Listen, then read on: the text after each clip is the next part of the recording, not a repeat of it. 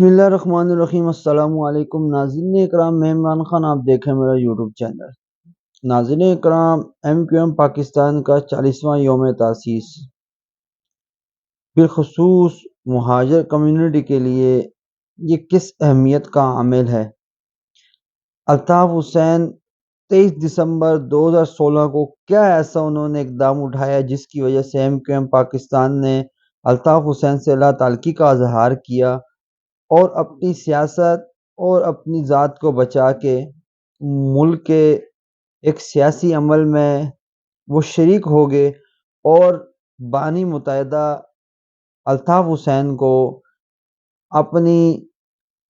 قیادت سے اتار کے باہر پھینک دیا؟ اس کی کیا وجوہات تھی کہ 23 دسمبر 2016 کو ایسا کیا ہولناک دن تھا، ایسے کیا مناظر تھے جن مناظر کی وجوہات سے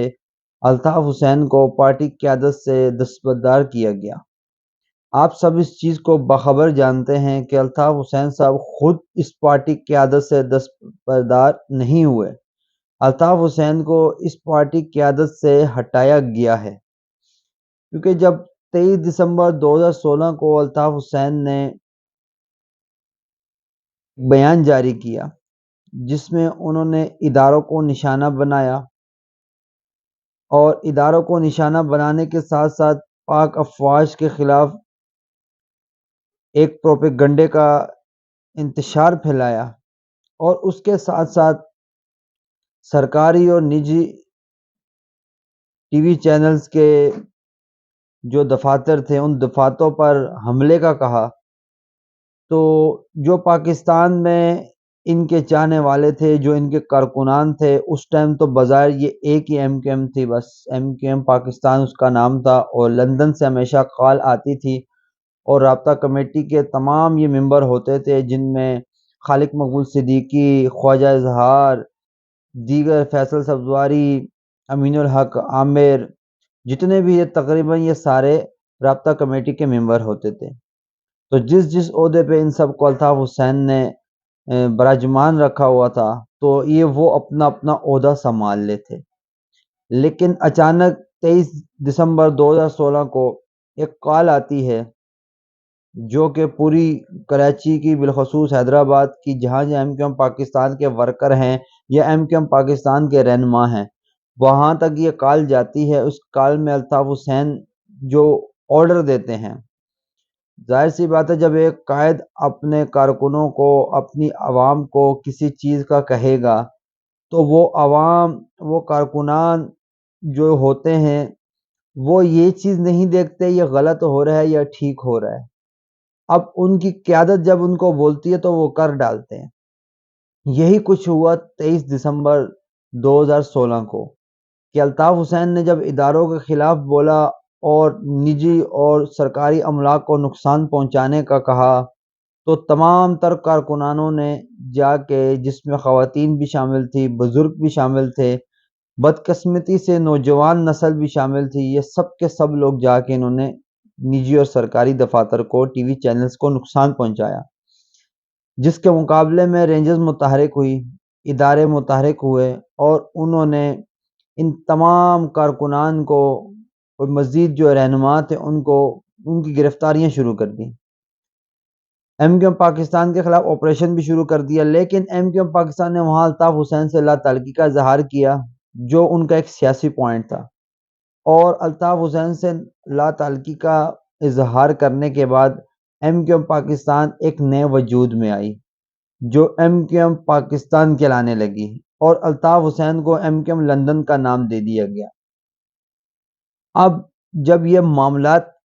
ہو گئے، اب الطاف حسین سے بھی یہ غلطی ہو گئی، کارکنان سے بھی یہ غلط کام ہو گئے، رینجرز نے متعدد کارکنان کو متعدد آپریشن کر کے گرفتار کیا، اور اس کے بعد ایم کیو ایم پاکستان کے جو رہنما تھے، بالخصوص یہ جو دیگر رہنما ہیں، ان تمام رہنماؤں کو بھی گرفتار کیا گیا، پھر ان کی ضمانتیں بھی ہوئیں، سب کے سب ایم کیو ایم پاکستان کے حامی تھے، کوئی بھی الطاف حسین کا حامی نہیں رہا اس ٹائم۔ لیکن الطاف حسین کی 7 جگہ جائیدادیں تھی لندن میں، ان تمام جائیدادوں کے لیے امین الحق صاحب نے اپنی سرگرمیاں تیز کر دیں کہ امین الحق صاحب نے یہ موقف اپنایا کہ جتنی ان کے ساتھ جائیدادیں ہیں جو تقریباً 2.5-3 ارب روپے کی بنتی ہیں، یہ پاکستان سے بھتہ وصولی، کھالیں، جتنے ایسے عمل تھے، ان تمام پیسوں سے یہ جائیدادیں بنی ہوئی ہیں۔ ان کا یہ موقف تھا کہ تمام جائیدادیں وہاں سے الطاف حسین سے چھین کے پاکستان میں لا کے اداروں پہ، شہداء کے لواحقین پہ خرچ کی جائیں گی۔ اب لامالا یہ ان کا موقف سچ ہے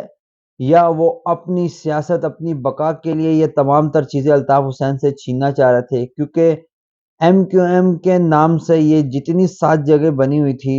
لندن میں، یہ ایم کیو ایم کے نام پہ ہے، نہ کہ الطاف حسین کے نام پہ۔ ایم کیو ایم کے نام پہ تھی، اس لیے امین الحق صاحب نے یہ کہا کہ یہ ایم کیو ایم کے نام پہ ہیں تو الطاف حسین کا ایم کیو ایم سے کوئی تعلق نہیں ہے، تو یہ ایم کیو ایم کو ہی ملنی چاہیے۔ اس کے لیے انہوں نے برطانیہ میں جا کے کیس شروع کر دیا۔ تو یہ جو انہوں نے کیس شروع کرا، اس سے کیا لگتا ہے کہ یہ ایم کیو ایم پاکستان کسی غریب کا بھلا چاہے گی؟ ایم کیو ایم پاکستان کسی عام بندے کو وہ لوٹے ہوئے پیسوں سے، وہ بھتہ خوری کے پیسوں سے بنی ہوئی جائیداد کا پیسہ شہداء کے لواحقین کو دے گی؟ یہ کس طرح کوئی مان سکتا ہے؟ بہرحال امین الحق صاحب نے یہ درخواست وغیرہ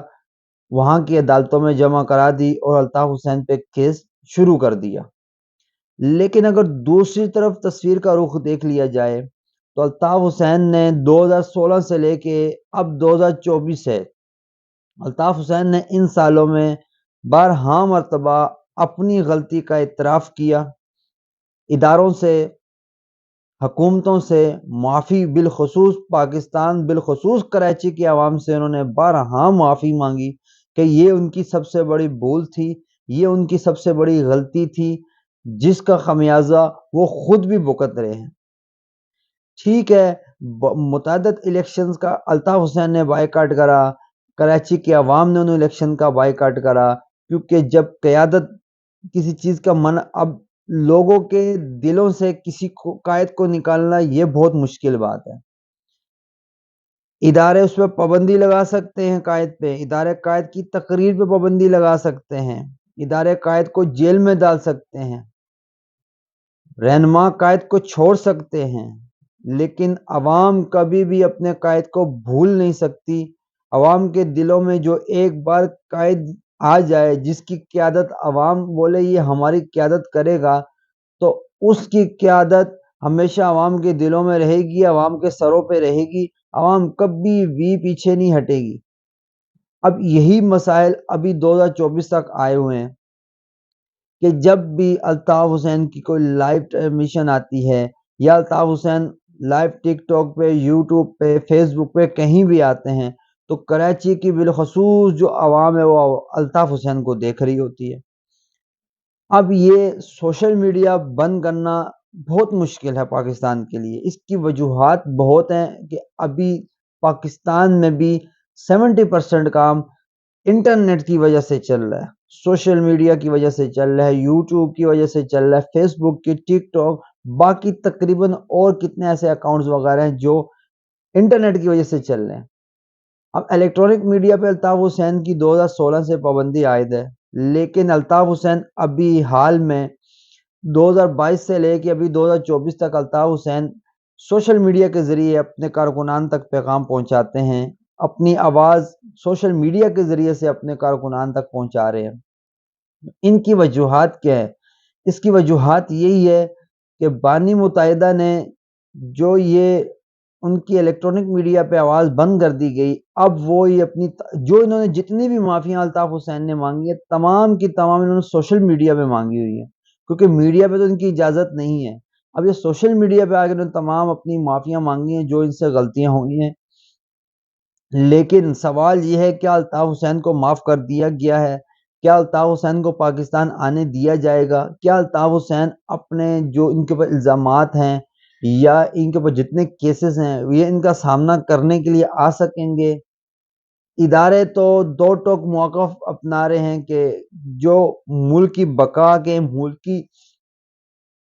سالمیت کے لیے بہتر نہیں ہے، اس کی نہ پاکستان میں جگہ ہے، نہ اس دھرتی پہ اس کی جگہ ملے گی اس کو۔ اداروں کا تو دو ٹوک موقف ہے، اور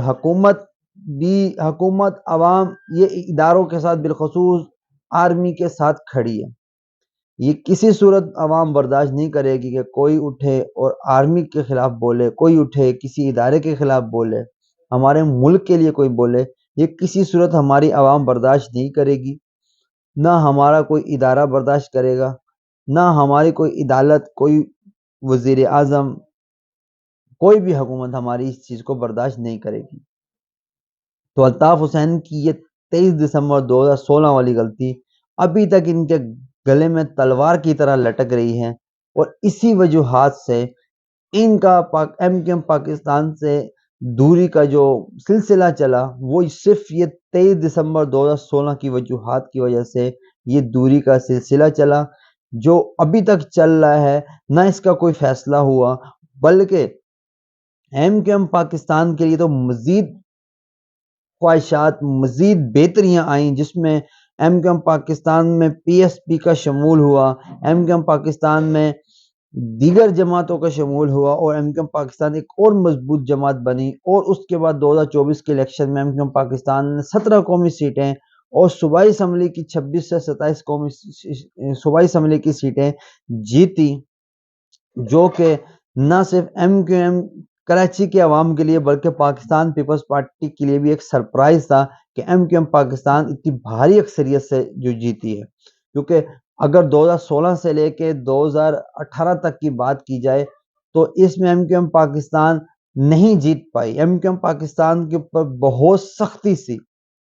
لیکن 2024 میں ایم کیو ایم پاکستان نے جس طرح سے سیٹیں نکالی ہیں، اور ایم کیو ایم پاکستان کے جو رہنما ہیں، بالخصوص گورنر سندھ کامران ٹیسوری صاحب، وہ عوام کی خدمت میں ہر ٹائم لگے ہوئے ہیں۔ جو بندہ اچھا کام کرے گا ہم اس کی ضرور تعریف کریں گے۔ ابھی کامران ٹیسوری صاحب گورنر ہاؤس میں انہوں نے افطار کا ایک اہتمام کیا ہوا ہے، جس میں ہر خاص و عام بندہ جا رہا ہے اور اپنی افطاری کر رہا ہے، سب کو اجازت ہے، کوئی بھی جا سکتا ہے، کسی کو گورنر ہاؤس میں منع نہیں کیا ہوا۔ گورنر ہاؤس کے دروازے ہر عام و خاص آدمی کے لیے گورنر سندھ کامران ٹیسوری صاحب نے کھولے ہوئے ہیں، جو کہ ایم کیو ایم پاکستان کے رہنما ہیں۔ تو ایم کیو ایم پاکستان بہتری کی طرف بھی جا رہی ہے، لیکن عوام کا جو گلہ ہے وہ یہی ہے کہ الطاف حسین کے بغیر ایم کیو ایم پاکستان کیسے چل رہی ہے، کیوں چل رہی ہے۔ بہرحال ایم کیو ایم پاکستان مزید کام کرے گی، مزید اس کام پہ چلے گی، اور کراچی کی بہتری کے لیے، کراچی کی عوام کی بہتری کے لیے، کراچی کے جو مسائل ہیں، عوام کے مسائل ہیں، ان تمام مسائل کو بروئے کار لائے گی، اور قومی اسمبلی میں بھی ان مسائل کو اٹھائیں گے، صوبائی اسمبلی میں بھی ان مسائل کو اٹھائیں گے، اور ہو سکتا ہے حکومت پاکستان ان کو فنڈز بھی دے کراچی کے لیے، جو کراچی کے خراب حالات ہیں، بالخصوص ٹوٹی پھوٹی سڑکیں اور مزید مسائل پانی کے، ان کو ایم کیو ایم پاکستان حل کر سکے۔ کراچی کے لیے ایم کیو ایم پاکستان ہی واحد حل ہے، جو کراچی کی اپنی جماعت ہے، جو کراچی کے اپنے لوگوں کی جماعت ہے، کراچی والوں کی جماعت ہے۔ امید ہے یہ کچھ کر سکے۔